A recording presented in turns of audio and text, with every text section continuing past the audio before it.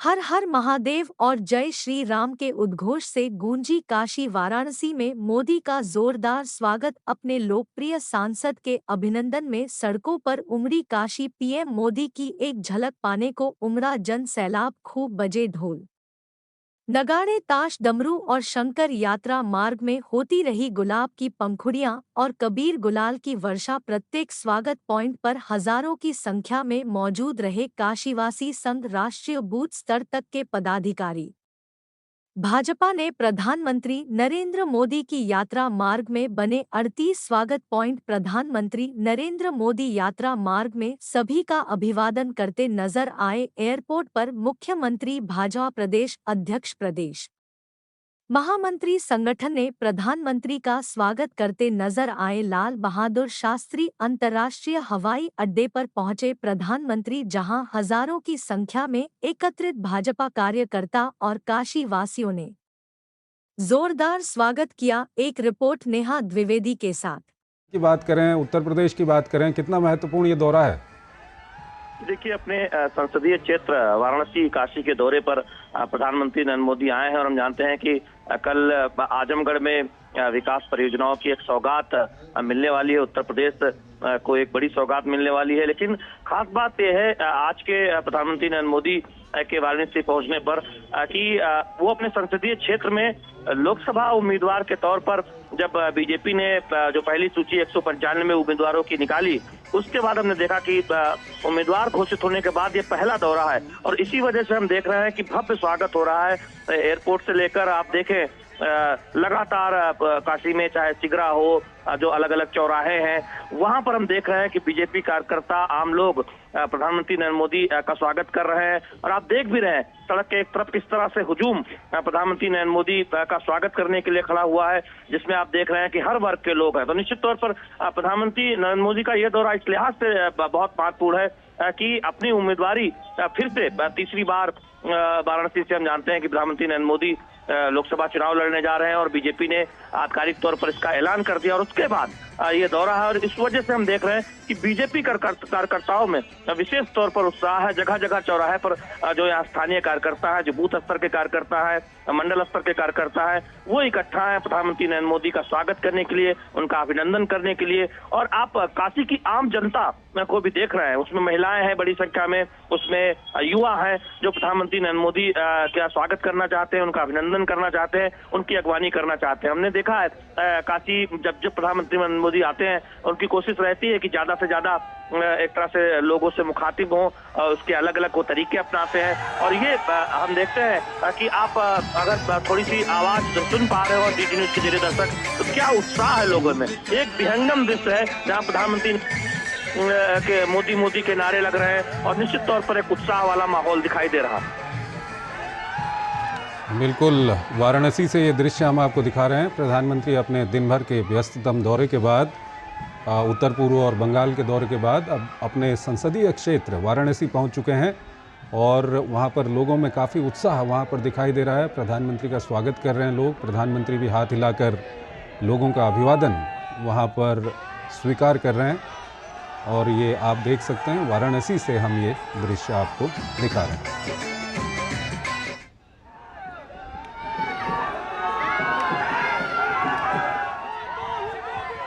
चंद्रशेखर, अगर मेरी आवाज आप तक आ रही हो, बिल्कुल शैलेंद्र, तो एक बहुत महत्वपूर्ण बात बताना चाहता हूँ कि देखिए कि मैं जब एयरपोर्ट से आ रहा था, आपने देखा कि जगह जगह पर कार्यक्रम एक तरह से बनाए गए हैं जहां पर बीजेपी कार्यकर्ता खड़े हुए नजर आ रहे थे। और हमने जब बात की यहां बीजेपी के स्थानीय कार्यकर्ताओं से, तो उन्होंने कहा कि 40 से ज्यादा ऐसी जगह है जिस रास्ते से प्रधानमंत्री नरेंद्र मोदी का काफिला गुजर रहा है, वहां बीजेपी कार्यकर्ताओं ने स्वागत के लिए एक मंच बनाया हुआ है, तोरण द्वार बनाया हुआ है। उस तरह से ऐसा लग रहा है कि आज काशी प्रधानमंत्री नरेंद्र मोदी का विशेष तौर पर स्वागत करना चाहती है, क्योंकि उनकी उम्मीदवारी का ऐलान अब से कुछ दिन पहले, जब 29 फरवरी को हम जानते हैं कि बीजेपी की केंद्रीय चुनाव समिति की बैठक हुई थी और उसके बाद जब 195 उम्मीदवारों की सूची का ऐलान हुआ, प्रधानमंत्री नरेंद्र मोदी का फिर से तीसरी बार लोकसभा चुनाव लड़ने का बीजेपी उम्मीदवार के तौर पर ऐलान किया गया और उसके बाद ये पहला दौरा है, यानी बीजेपी के द्वारा उम्मीदवारी घोषित करने के बाद प्रधानमंत्री नरेंद्र मोदी का यह पहला दौरा है।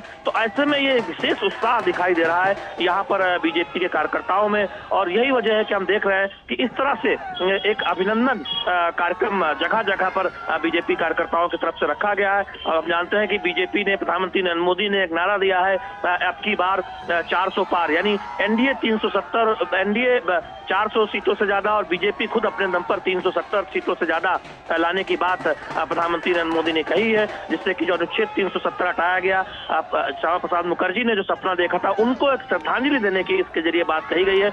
और हम देख रहे हैं कि यहाँ पर जो बीजेपी कार्यकर्ता है वो लगातार इस बात की चर्चा कर रहे हैं कि 2014 और 2019 के मुकाबले इस बार प्रधानमंत्री नरेंद्र मोदी को और ज्यादा मतों से काशी की जनता जिताने वाली है। इस बात को लेकर लोग लगातार दावा कर रहे हैं और जो नारा है बीजेपी का कि एनडीए 400 पार, उसको हासिल करने में उत्तर प्रदेश कोई कोर कसर नहीं छोड़ेगा। और उत्तर प्रदेश में इसीलिए बीजेपी ने 80 की 80 सीटें जीतने का लक्ष्य इस बार रखा है, यानी 2014 से भी जो बेहतरीन प्रदर्शन बीजेपी करने की उम्मीद लगा रही है। और यही वजह है कि आप देखिए कि पूर्व से पश्चिम तक उत्तर प्रदेश में आप देखिए कि सहयोगियों को के साथ लिया गया है, क्योंकि जोड़े गए हैं। आरएलडी जयंत चौधरी बीजेपी के साथ आए हैं, सुभाषवा फिर से बीजेपी के साथ आई है, प्रवीण निषाद और संजय निषाद की जो पार्टी है निषाद पार्टी वो पहले से ही बीजेपी के साथ है। अपना दल आप देखें कि यही पूर्वी उत्तर प्रदेश है जहां अपना दल के मिर्जापुर से सांसद हैं अनुप्रिया पटेल,